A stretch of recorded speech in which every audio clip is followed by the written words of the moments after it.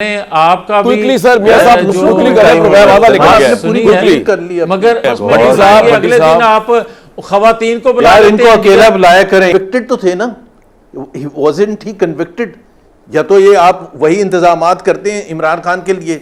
अब ये तो बड़ा अजीब सी बात है कि एक जो कन्विक्टेड आदमी था वो फैसले कर सकता था पार्टी के। बाय द वे वो पार्टी के प्रेसिडेंट भी नहीं थे उस वक्त। मैं तो हैरान फैसले कर रहे थे। मैं तो हैरान हूं मैं तो हैरान हूं आपके तज्जिए के ऊपर। आप कह रहे हैं पाकिस्तान का मुकाम क्या है।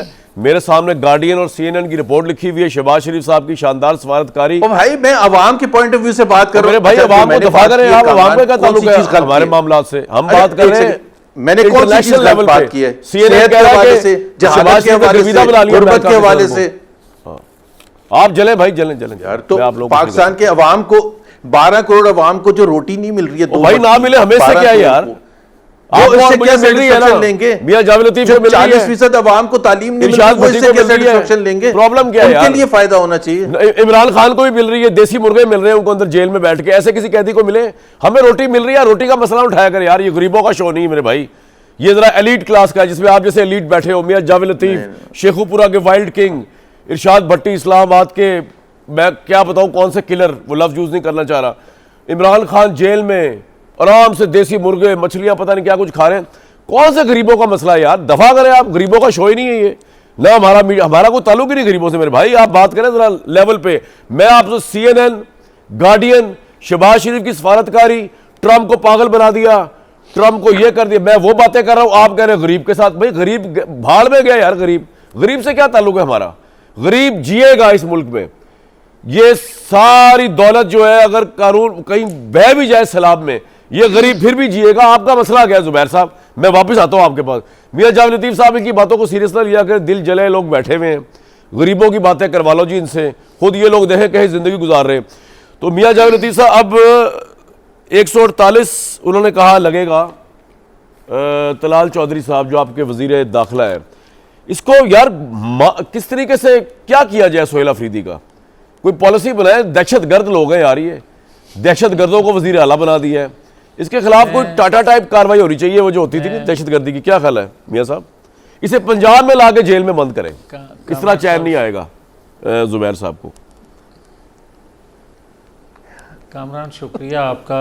मैं अगर थोड़ा सा इंटरप्ट किए बगैर इजाज़त दे दें तो मैं अपनी बात मुकम्मल कर लूँ, गुजारिश करके। आप गरीबों की बात ना कीजिएगा। पहली बात तो ये है कि जो मोहम्मद जी नहीं आप लेवल की, आपके लेवल की बात करूंगा, मैं अपने लेवल की बात नहीं करूंगा। अच्छा, गुजारिश ये है कि जो इन्होंने बात की जमात की, इमरान खान की, या आपने कहा नवाज शरीफ, भाई बात यह है कि कोई भी जमात हो, उसके लीडर के पास अगर अक्सरियत है तो उसको हक हासिल है, होना भी चाहिए, वो जेल में हो या लंदन में हो।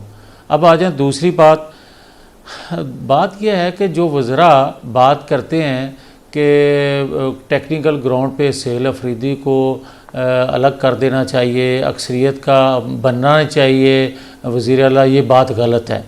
और मैं शुक्र अदा करता हूँ कि पॉलिसी साज़ों ने ये जो काम किया है कि कोई टेक्निकल ग्राउंड पे या पसंद नापसंद की बुनियाद पे अक्सरियत को अक़लियत में नहीं बदलने दिया, बल्कि अक्सरियत का नुमाइंदा मुंतखब होने दिया है। अब बात यह है कि मैं क्यों खुश हूँ इस बात पे। मैं इसलिए खुश हूँ कि सोहेल अफरीदी साहब जो कुछ भी कहते आए या आज करेंगे, कम से कम कौम के सामने उनका चेहरा या उनकी जमात का चेहरा बेनकाब होगा। पॉलिसी साजों को हाथ डालते हुए आसानी होगी, लोगों को एजुकेट करने में आसानी होगी कि इस शख्स ने रियासत के मफाद में ये नहीं किया, देन हमें ये सवाल ये है मियां साहब, आपकी बात हुकूमत इनको टेररिस्ट समझती है? देखें, जो टेररिस्ट हैं उनको टेररिस्ट समझना नहीं, उनको सज़ा होनी चाहिए। मैं यही तो अर्ज़ करना चाहता हूँ और बारहा आपके प्रोग्राम में भी कह चुका हूँ कि सहूलतकारी मुयस्सर 2 साल से कैद शख्स को रही है और है भी। और उनके जो यस बिल्कुल देखें, जो कुछ वो फरमान जारी करते हैं, जो सोशल मीडिया उनका कहता है, जो रियासत के मतलब उनकी पॉलिसी होती है, जो अफ़गानिस्तान के हवाले से जो तालिबान यार के मुझे हवाले ना उस से सूरतकार का नाम बताएं, खैबर उसको पख्तूनख्वा तो पकड़वाए ना में हम। बसाए हुए उसका नाम बताएं, कौन है वो जो इमरान खान की सूरतकारी कर रहा है बीवी और मियां साहब के सीने पे सांप लौट रहे हैं, मियां जावेद लतीफ साहब के? कौन है वो सूरतकार? मैं कामरान साहब अगर इजाजत दे दें तो मैंने पहले रिक्वेस्ट की थी मुझे बात मुकम्मल करने का मौका दे दें। मैं ये अर्ज करता हूँ कि देखें यार, दुनिया जान रही है, पाकिस्तान समझ रहा है, पाकिस्तानी कौम समझ रही है कि अफगान तालिबान या आज के जो सेटअप है उसका पाकिस्तान के साथ बिहेव या पाकिस्तानी कौम के साथ जो दहशतगर्दी हो रही है उसमें क्या वो उनकी सहूलत या उनकी सरपरस्ती नहीं कर रहे, और क्या तालिबान जो हैं जिनको और ख़ास तौर पर अफ़गानियों को पाकिस्तानी कौम पहले भी कदर की निगाह से देखती थी, आज भी देखती है, मगर क्या मेरे मुल्क के अंदर अगर आप दहशतगर्दी को परवान चढ़ाएंगे या आप प्रॉक्सी बन जाएंगे इंडिया की तो मैं बर्दाश्त करूंगा नहीं? आप ये हाल में इमरान खान उसकी पार्टी के अंदर क्या प्रॉक्सी है इंडिया की और दहशतगर्दों की सहूलतकार है?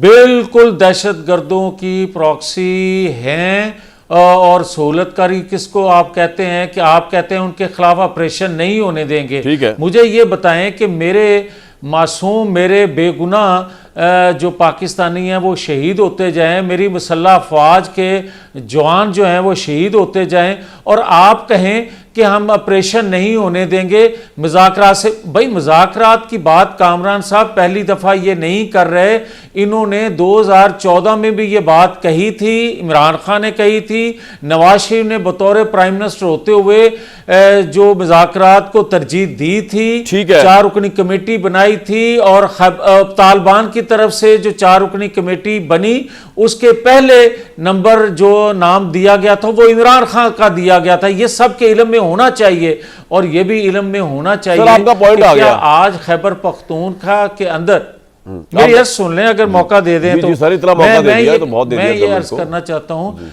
जो नहीं थोड़ा सा और मौका दें। मैं जो मोहम्मद ज़ुबैर साहब कह रहे थे ना कि पाकिस्तान के पासपोर्ट की या पाकिस्तान आज कितने नंबर पे है, तो मैं ज़ुबैर साहब की खिदमत में ये अर्ज़ करना चाहता हूँ कि रातों रात पाकिस्तान इस सतह पे नहीं आया।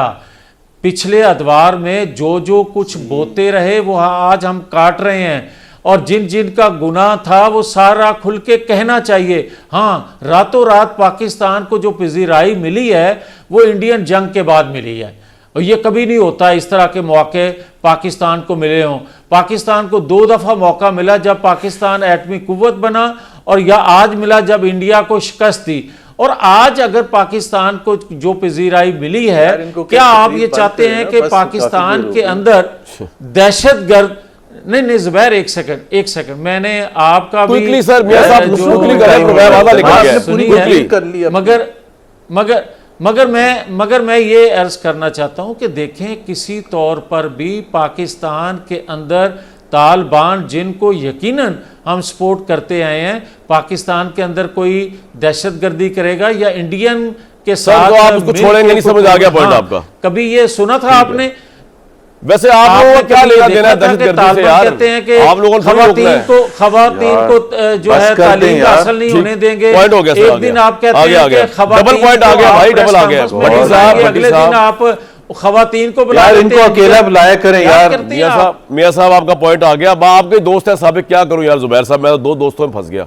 हमारे दोस्तों है भट्टी साहब, मतलब भाई जब एंकर चुप कराते तो बस करते। हाँ, ये बात सही है, ये डिसिप्लिन सब पे लगना चाहिए, सही बात है, मैं एग्री करता हूँ। भट्टी साहब मैं तो ज़ुबैर साहब तो भी है डिसिप्लिन लागू होना चाहिए। नहीं, वो तो चुप हो जाते हैं फौरन जब पॉइंट। हाँ बिल्कुल, तो भाई एक सेंटेंस कंप्लीट करते ना, पूरी आगे थोड़ा तकरीर रखते हैं यार। सही बात है, सही बात है। चले जी, तो तकरीर खत्म ही नहीं करते हैं। चले जाओ यार, या मैं चला जाना? नहीं, तुम दो ही बैठे रहो। नहीं यार, तकरीर तुसी नहीं अगर सुन सकते, मैं चला जाना। नहीं सर, क्या हो गया सर, आप आपस में कोलीग्स रहे हैं, कोई बात नहीं।